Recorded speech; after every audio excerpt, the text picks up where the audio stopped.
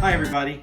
This weekend we're doing pork butt, and then it'll probably be a little bit because we're really heavy on meat. So anyway, we've got about a 9-pound pork butt, which is of course from the shoulder, and just going to dry this off just to make it a little bit easier. And then this is the fat cap, and the things that I've read and watched is that the fat cap should be cooked down, and what it does is it protects the meat from getting dried out on the bottom part of it.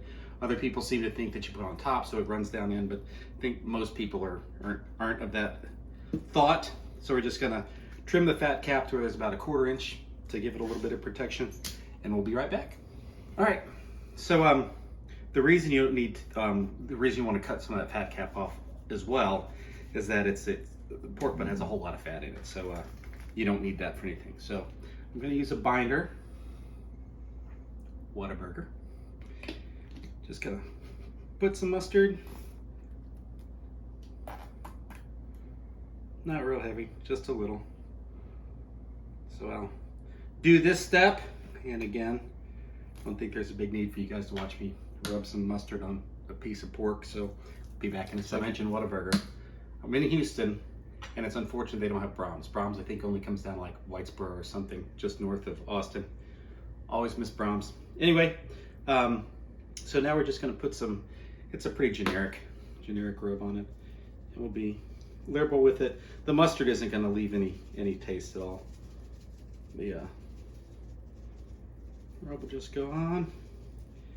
And again, being courteous of your time, we'll be back in just a second. Okay, so 2 things. I don't know why I didn't mention the specific one. H-E-B, another great store down here. Texas style barbecue. It's a generic one for pork beef and whatnot. And the town was Hillsboro, not Whitesboro. It's just north of a little town named West in central Texas. That's getting back to the Brahms being a terrific burger place, and that's the closest one we have to us. When we lived in Austin, it wasn't that big a deal. We'd be going up there pretty regularly, but in Houston, it's a long way away. Anyway, sorry for the sidetrack. We're gonna go out to the smoker, get that going, and talk to you probably in about half a second, according to your time. Welcome, we just teleported out back here. That's why it took no time at all. Always remember to make sure that your hopper's full. I'm gonna start it up again. This is on a Woodwind, a Camp Chef. I really like this smoker. So when you get it going, you need to lift the lid up. Probably take that top grate out. If I can, I'm just gonna set it there. So that'd be fantastic if we can do that. So I'm gonna set it for 225. It takes about 10 minutes to get going. And so we'll see you in another half to a quarter of a second. So I wanted to let you know what I set up here. So I've got to go at 225 at a smoke of 7. And the higher the smoke, the more variability there is in the temperature. When I take that down to 1 or something, it's within a couple of degrees the whole time. But I do want to give a little shout out to the app because it really is pretty fantastic. I've not had any trouble with it at all. So Camp Chef has an app, and you can just set everything from your phone. So anyway, so I set that 225, and then I put the lid down. And so now I'm going to go get some pork butt, and I'll see you in a second. Those of you who've been paying attention are probably wondering, well, why didn't you use gloves when I was putting the seasoning on? I don't have a good answer to that. So I do now. It's going to fit just fine on that top shelf. Try not to disturb too much of the seasoning when I put it on. I'm going to put the thicker end toward the hopper because that seems to run a little bit warmer on that end. And now it is 7 o'clock, about an hour early, but I figure we'll probably let this run all night, and then tomorrow morning, 5:30 or 6, we'll get up. I'll temp it, and I'll put a temperature probe in it right now, but hopefully it'll be around 165, 170 at this low heat. It probably will be. Then we'll wrap it in butcher paper, and we will see you tomorrow morning. Have a good night. Hello everybody. Been going for about 2 hours. I'm just going to give it a quick spritz. It's 9. Probably stay up to about midnight. Spritz it one more time, then see where the temperature is right now. We've got 107 and 116. So I got the 2 probes in there, and so one side's about 10 degrees hotter than the other. So let's take a look. Oh my goodness, it looks amazing. It smells even better. I'm just using a a mixture half and half of just water and apple juice. All right, we will talk to you Morning, later. guys. So it's about 5. Woke up this morning, looked at the temperature. It said it's about 177. That's the low one. The high one was 183, so it's a little bit more than I wanted to. Took it inside, wrapped it up in butcher paper, spritzed the butcher paper with apple cider so that it wouldn't stick. But like I said, at this point it's about 5:05, and we're still going. Thanks, Everybody, Bye. we are at 195 on the pork butt. I got probes at both sides, and they're both reading about the same. We're gonna take it off. We're gonna unwrap it, and then put the probes in again, and then go up to 280, 203. See you in just a second. Okay. So there's a little bit of moisture. Good grief. And it's hot. Oh my goodness gracious.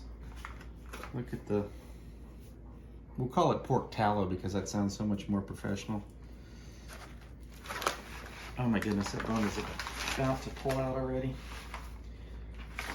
So I do find that putting the apple cider, I just had apple juice and water this time, but I found that putting that on the paper makes it not stick. Of course, this is a lot moister than some of these others. And now it's a simple process of taking whatever barbecue sauce you like. At least I've started doing this. In the past, I really hadn't used any barbecue sauce. I'd really just done the rub. But frankly, it just tastes delicious. So I'm just going to squirt this on there. I'm not really going to rub it in because I don't want to mess up the bark. All right.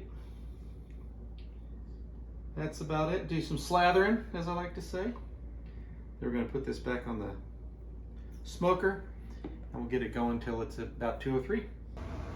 Alrighty, so we're back out here. Just gonna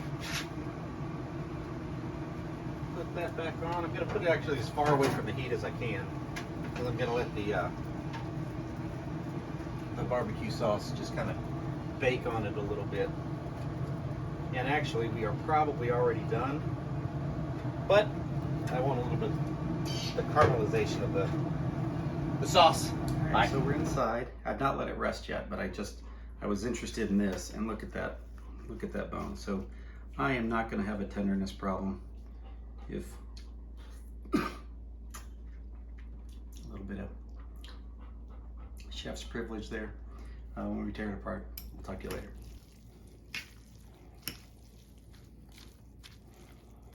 Just shredding it up. It is wonderful. And just FYI, it only got up to about 188, 190, but it was clearly done. And so, no need to keep going. Hello everyone. So, just wanted to do a recap. So, use the HEB Texas General Barbecue rub with a binder, just some mustard from Whataburger. Had a little reminiscing about Brahms.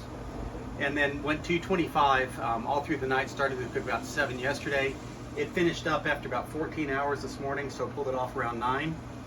And again, just pulled it apart. Tasted delicious, pulled wonderful. But I have to tell you, my favorite right now between the brisket, the pork butt, and the chicken is the chicken. Pork butt's wonderful. I would have told you before this video that I like smoked pork butt more than any other meat, but I'm gonna have to go with the chicken at this point.